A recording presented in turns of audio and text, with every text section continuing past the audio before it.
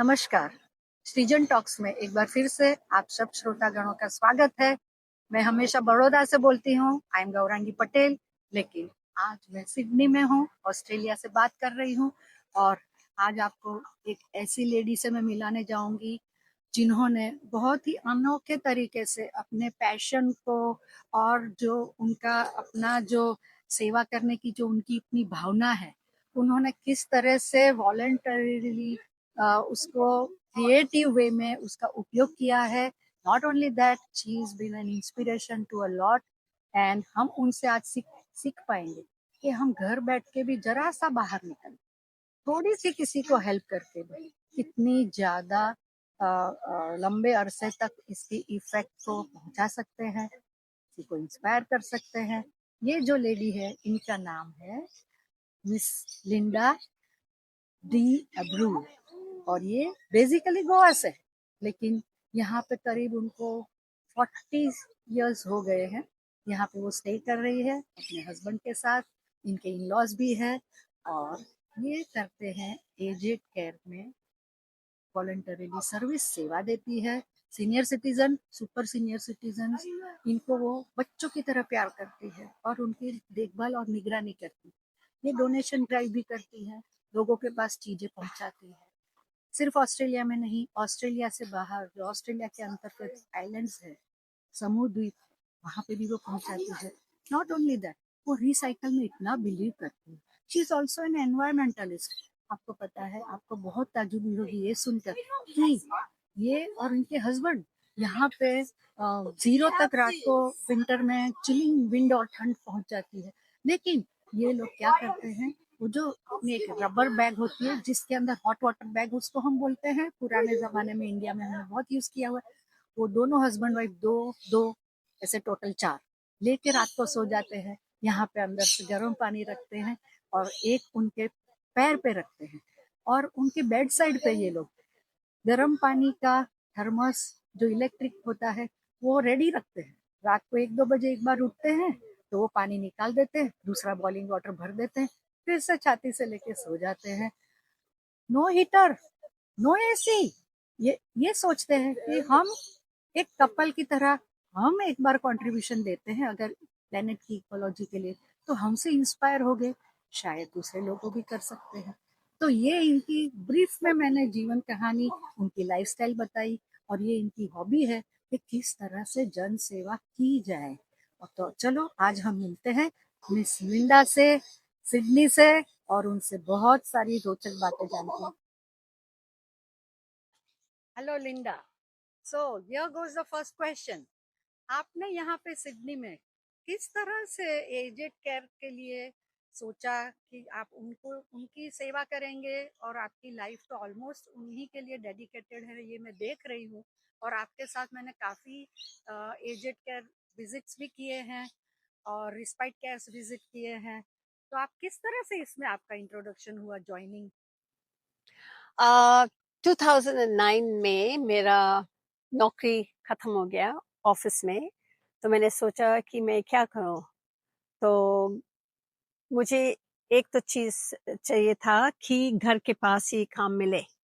तो फिर हमने सोचा कि चलो कुछ दूसरा नौकरी पकड़े, और वो था एज के, क्योंकि आसपास में एक नर्सिंग होम था जो कि मेरा चर्च के तरफ से वो चला रहे थे। तो मैंने सोचा चलो वहां पे देखे कि कुछ काम मिले, और मिला।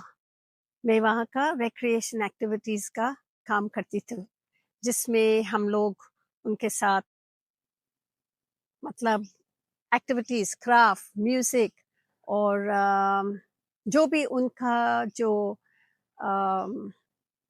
ईरा में वो लोग करते थे, थोड़ा कुछ जाना पहचाना हो। वो तो मौका मुझे अच्छा था, क्योंकि हम शुरू जब हर एक दिन को हम आते थे काम पे, तो हमारा एक्सरसाइज होता था। अभी हम सिटी का जॉब में हमें टाइम नहीं मिलता था एक्सरसाइज करने के लिए, तो ये थोड़ा कुछ प्रोग्राम मिले कि मैं उनके साथ एक्सरसाइज करूं। और गौरी, इस काम में मुझे कुछ मौका मिला कि सेवा करे। सेवा में क्या होता है कि हम लोग उनका घर में काम करते हैं, सफाई का, उसमें उनका खाने पीने का बंदोबस्त करते हैं। यानी आप कुकिंग करते हैं, कुकिंग भी करते हैं, उनको मतलब ग्रोसरी करते हैं। ग्रोसरी करते हैं, उनका नहाने का भी टाइम मिलता है क्योंकि कई लोग उनका डिसेबिलिटी होता है, तो हम उनके लिए उनका पर्सनल केयर करते हैं। तो उसमें हमें थोड़ा कुछ अपना मम्मी डैडी के जैसे बुजुर्गों का काम करने का फायदा मिलता है। हाँ, तो मुझे ऐसा मौका मिला कि हम उनका सेवा करें। सेवा में अच्छा है क्योंकि हम लोग सोचते हैं कि सिर्फ हमारा सेवा है, हमारे बच्चों का है, पर बुजुर्गों का जब उनका टाइम आता है कि वो कुछ नहीं कर सकते हैं, तो हम लोग उनके लिए कुछ करें, क्योंकि उन्होंने काफ़ी सालों से हमारे लिए सेवा किया है। तो अभी हमारा टाइम है उनको देने के लिए वापस। मुझे ऐसा लगता है कि ये जो मौका है हर एक आदमी के लिए है, बच्चों के लिए भी सीखने के लिए कि अगर आपका पेरेंट्स का टाइम ऐसा आ जाए, कुछ भी 50 में 70 इयर्स में उनका भी थोड़ा कुछ एक्सीडेंट हो जाए तो उनका सेवा कैसे करें। एजुकेशन वहां से होता है कि लोगों का सेवा के लिए। तो मेरा रिसाइकलिंग का काम शुरू तब हुआ जब मैं ये बुजुर्गों के साथ काम करती थी। उनके पास इतना सामान है, उनके बच्चे जो है ना, वो सामान उनको नहीं चाहिए। आजकल हमारा मॉडर्न सोसाइटी है, हम लोगों को नया सामान चाहिए, पुराना नहीं। और ये पुराना वाला सामान जो ऑस्ट्रेलिया में है काफी फायदा वाला है, क्योंकि वो जो मेड इन इंग्लैंड है ना, उनके घर में काफी वैसा सामान है जिसका एज भी बुजुर्गों का जैसा 70 80 90 साल का। उनका अप्लायंसेस और काफी चीजें उन्होंने बहुत अच्छा तरह से रखे हैं। ये तो जरूर है कि वो पुराना है, पर वो जो सामान है फायदा वाला है। और ये जो बुजुर्ग लोग हैं उनका तो सेंटिमेंटल वैल्यू है कि उनका मम्मी डैडी ने दिया है या कोई फ्रेंड ने दिया है। आजकल हम लोग ऐसे सोचते नहीं। और पसीने की भी कमाई होती है। हाँ जी, वैसे होता है। और ये जो रिसाइकलिंग का है, हमारे यहाँ ऑस्ट्रेलिया में ऐसा मौका मिला है कि काउंसिल की तरफ से एक तो हम रिसाइकलिंग बिन में हम फेंक दें, और दूसरा चीज़ है कि हमें काउंसिल वाले उनको उठा लेते हैं, तो एक दिन महीना में वो आ जाते हैं लेने के लिए। पर हमारा यहाँ पे लोग भी जैसे इंडिया में गरीब लोग हैं, तो हमारा गवर्नमेंट जो है सोसाइटी को थोड़ा कुछ मदद देती है, पर उस लोगों को देते हैं जिसके पास घर भी ना हो, वे रेंटल में है, उनका बच्चा बहुत है, उनके पास मतलब पैसा नहीं है, तो हम लोग ना ऐसे जो नया सामान है उनको दे देते हैं बुजुर्गों की तरफ से, या जो हमें मिलता है रास्ता में। और जो रास्ता में मिलता है वो भी अच्छा काम वाला है, और क्योंकि मैंने देखा है, सॉरी टू इंटरप्ट, पर आपके हस्बैंड कॉर्डेल हैं, तो वो उनको रिपेयर करेंगे, डेंटिंग पेंटिंग करेंगे, हाँ, और फिर आप जाके उसको भी डोनेट करते हैं। वो तो है। हाँ, वो तो ऐसा होता ही है कि हाँ, ये जो मैंने बताया ना कि पुराना तो जरूर है, पर उसमें थोड़ा कुछ पेंटिंग हो जाए तो वो नया निकल जाएगा। एंटीक फर्नीचर क्या है, बॉम्बे में मैंने देखा है कि वहाँ एंटीक फर्नीचर में भी लोगों का फायदा होता है। यहाँ पे लोग तो बोलते हैं नहीं, हमें नया चाहिए, और उनका जो डेकोरेशन स्टाइल भी नया है। तो हम सोचे कि ये जो फायदा वाला चीजें हैं लोगों के घर में जाए, जिनके पास पैसा नहीं है, गरीब है, तो हम लोग उनको मदद देते हैं। और हमारा चर्च ने कोविड का टाइम में ऐसा शॉप खुला था, तो हम लोगों से उनके कपड़े लेते थे, उनके सामान लेते थे जो भी है, और लोगों को देते थे। और हमने देखा कि वहां पे लोग आते थे जो कि उनका ओवरसीज रिलेटिव से उनके पास भी भेजते थे। हमें कोविड में मालूम हुआ कि लोगों का जो वांट है, डिमांड है, बहुत है। खाने का सिर्फ नहीं, पर उनका नीड्स जो कपड़े का, घर बनाने का बेसिक उनको चाहिए, तो हम लोग वहां पे मदद देते थे। तो अभी हम लिंडा से ये जानेंगे कि डोनेशन ड्राइव में वो किस तरह से एंटर हुई, वो किस तरह से उन्होंने शुरुआत करके डोनेशन जो है वो कहाँ से उनको पिक करना है, कहाँ पहुँचाना है, ये भी उनको पता है। ऐसे नहीं यहाँ से कुछ उठा लिया, वहां पे कुछ दे दिया, माइंड अप्लाई नहीं किया, नहीं नहीं, वो बहुत होमवर्क और रिसर्च करती है, जो हम तुम जैसे लोग भी घर बैठे इंडिया में कर सकते हैं। तो सिडनी में आके जो मैंने सीखा, मैं आपसे शेयर करना चाहूंगी कि लिंडा किस तरह से डोनेशन ड्राइव करती है। तो चलो हम उससे ये भी सुनते हैं। हमारा जो नर्सिंग होम में मैं काम करती, वहाँ पे हमारा एडमिन असिस्टेंट ने मुझे मौका दिया है कि जब भी कोई वहाँ पे रेजिडेंट या निकले या उनका पोजीशन ऐसे जाए कि वो नर्सिंग होम में जाए, तो मैं उनका सामान उठा लेती हूँ। तो हर एक महीना में मैं एक दिन निकाल लेती हूँ, जिसमें मैं या उन वो वाला सामान निकाल लेती हूँ उस यूनिट से, या लोगों को बता देती हूँ कि मैं आ रही हूँ, तो जो कुछ सामान उनके पास है वो मुझे दे सकते हैं। सामान क्या है? उनका कपड़े, जूते, बैग्स और उनका जो लिनन, जो भी है, घर का किचन का सामान जो भी है वो मुझे दे सकते हैं। और उनको हम एक दिन को हम वहाँ पे चैरिटी वाला को बुला लेते हैं हमारा चर्च की तरफ से, और वो अपना कंटेनर में सोलोमन आइलैंड्स, फीजी, फिलीपींस वहाँ पे भेजते हैं। तो हमारा सिर्फ लोकल नहीं है, हम चर्च की तरफ बाहर भी भेजते हैं, क्योंकि वहाँ पे भी गरीब लोग हैं। वो वहाँ गरीब कैसे हुए? स्टॉर्म्स होते हैं, नेचुरल डिजास्टर, टाइफून हो रहे हैं, तो वैसे लोगों को वो रीच करते हैं हमारे चर्च की तरफ से। ये सिर्फ चर्च के लोगों के लिए नहीं है यहाँ पे, ये दूसरों के लिए है। सिर्फ ये है कि एडमिनिस्ट्रेशन जो है चर्च वाले लोग करते हैं। अच्छा, बाकी सबको जाता है। सबको इट्स जाता है। Not related religious base no, नहीं है। No. That is very good so we for are, all human in need. Yes. और हमारे यहाँ पे भी हम अपने नर्सिंग होम में हर एक रिलीजन के लोग आते हैं रहने के लिए। श्रीलंकन बुद्धिस्ट, हिंदूज और मुस्लिम भी है, और क्रिश्चियन लोग। तो हम सबके साथ बैठ के ऐसे काम करते हैं, और टुगेदरनेस। एक चीज मैंने देखा है कि ये जो लोग बोलते हैं कि अगर कोई काम करे तो विलेज के जैसे समझ के काम करे। जहाँ पे हम लोग रहते हैं, कम्युनिटी के तरफ से लोगों को एक साथ उनको भी इन्वॉल्व करें, तो ये आपका जॉइंट एफर्ट हो जाए। ये आजकल मैंने ऐसा भी सुना है कि हम सिर्फ रोटरी और लायंस क्लब और उनको देखने के लिए ना जाए, हम खुद कर सकते हैं। और अगर आप रिटायर हो या ना रिटायर हो, अगर आपके पास थोड़ा टाइम हो तो थोड़ा कुछ लोगों के लिए करें। उसमें आपके लिए फ़ायदा है, खुशी है कि आपने कुछ किया है, दिन में कुछ अच्छा सा काम किया। हम सिर्फ पूजा नहीं करते हैं, ये लोग भी पूजा है। उनके लिए कुछ सेवा करें तो वो भी पूजा है, ऐसे हम सोचते हैं। तो अगर आपको ऐसा मौका मिले तो घर के पार जाओ, देखो कि वहाँ पे क्या है जो कि आप कर सकते हो। किसी को मदद कर सकते हैं गार्डनिंग में, या उनके कपड़े को आप निकाल सकते हो अगर लाइन पे हो, या उनका उठा खरीदने के का। गड़ी करके दे दो। हाँ, छोटा से छोटा छोटा काम। से छोटा काम करे, आप सोचेंगे कि आपको खुशी हुआ उस दिन के लिए, कुछ आपने दिया है भगवान को। ये ना सोचे कि आपने मंदिर में जाना है या चर्च में जाना है। ये जो है ये भगवान की तरफ से उसने आपको लोगों भेजा है कुछ करने के लिए। ये आपका पूजा है दिन का।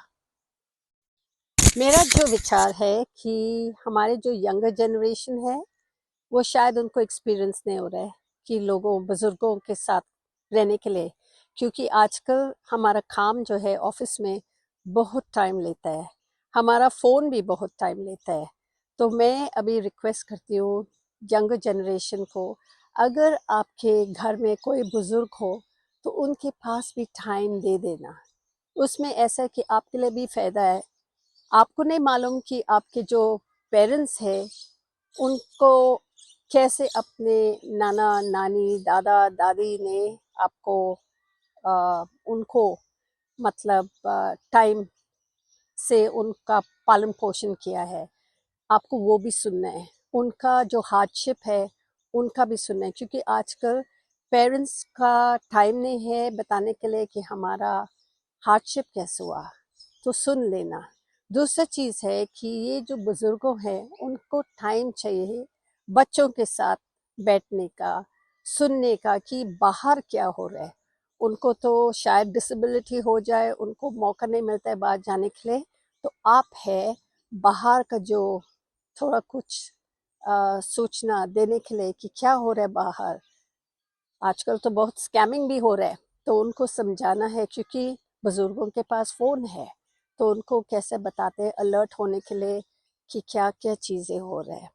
कैसे लोग आते हैं घर पे, समझ लेते हैं कि वो अपने बुजुर्ग लोग समझ लेते हैं कि शायद आपका फैमिली मेंबर का फ्रेंड हो या जो भी है, पर शायद ये चोरी करने के लिए आए हैं। तो कैसे उनको समझाए क्या क्या हो रहा है बाहर, ठीक है। दूसरी चीज़ है कि बुजुर्ग के पास थोड़ा कुछ जैसे डिमेंशिया होता है, उनके पास कैसा उनको संभालना है। अभी एक चीज़ मुझे सुना है कि जब बच्चे उनको विजिट नहीं करते नर्सिंग होम में या घर में, क्योंकि अभी उनके बुजुर्गों का बच्चे जो है शादीशुदा हो गया, वो गए हैं बाहर रहने के लिए, जब वो वापस आते हैं तो विजिट के लिए आते हैं, ये नहीं कि उनके साथ बैठने के लिए बात करने के लिए। तो ये जो छोटे बच्चे हैं घर पे, उनके जो एल्बम्स है या फोटो है उनके पास हो या बुजुर्गों के पास हो, थोड़ा कुछ कॉन्वर्सेशन करते रहना, क्योंकि उसमें फायदा होता है, उनका स्टिमुलेशन होता है माइंड का, बुजुर्गों का। तो ये मत सोचना कि वो बात नहीं कर रहे, सिर्फ ये है कि उनको मौका चाहिए बात करने के लिए, तो अगर हो सके आप दे देना उनको मौका।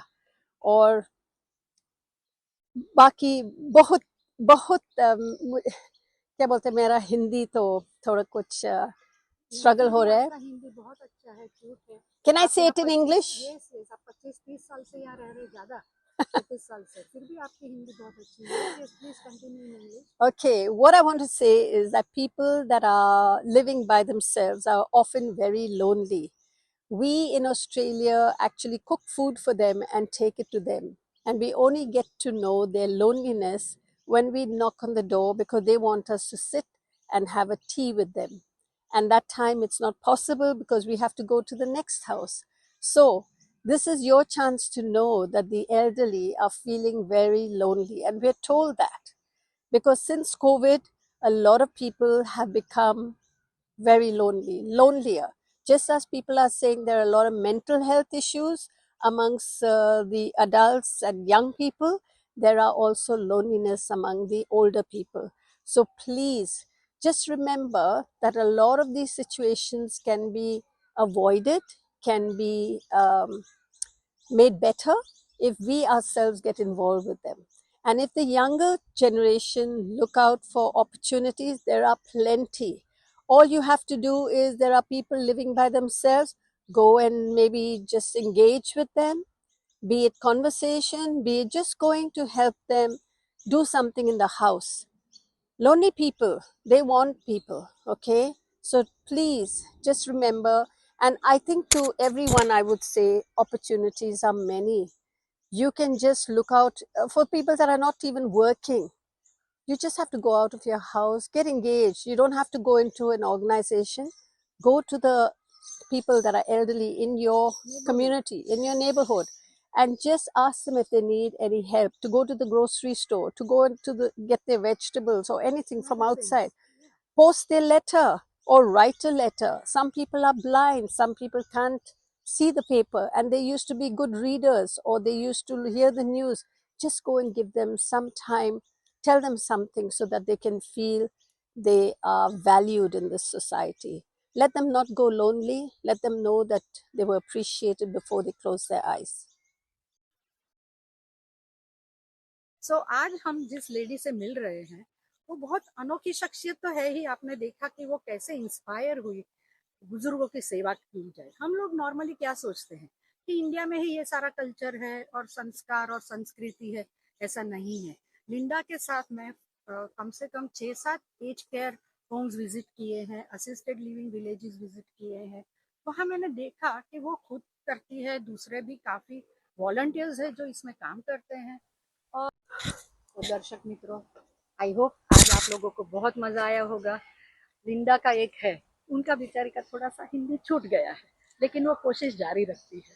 और वो बोल रही थी कि भाई मैं क्या करूं, मैं इंग्लिश में बोलूं। मैंने कहा नहीं, ये पैन इंडिया है, सबको समझ में आना चाहिए, क्योंकि आपसे इंस्पायर जो होना है तो मोटिवेशन के लिए हिंदी भाषा तो जरूरी है। हाँ, आप बीच बीच में इंग्लिश का तड़का डाल सकते हैं। हो गया। तो आई होप आप सबने एंजॉय किया होगा। Thank you Linda.